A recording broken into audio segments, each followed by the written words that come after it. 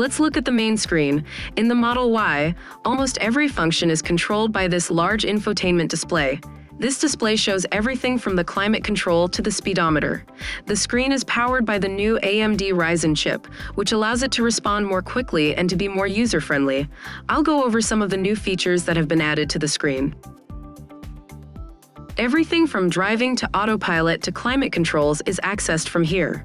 This vehicle has numerous entertainment features, including the ability to stream Netflix, YouTube, Disney+, Twitch, Hulu, Spotify, and more. The Model Y comes with video games perfect for killing time while waiting for the battery to charge at the public charging station. Don't worry, drivers are locked out of using these distractions while the vehicle is moving. One of my favorite new features in the car is Apple Music. Apple Music allows you to stream over 100 million songs, select any album, and play any song. Another exciting feature is the Zoom app, which is now available in all Teslas. This means that Tesla owners can now hold video conferences in the comfort of their vehicles, and students can attend online classes in their Teslas.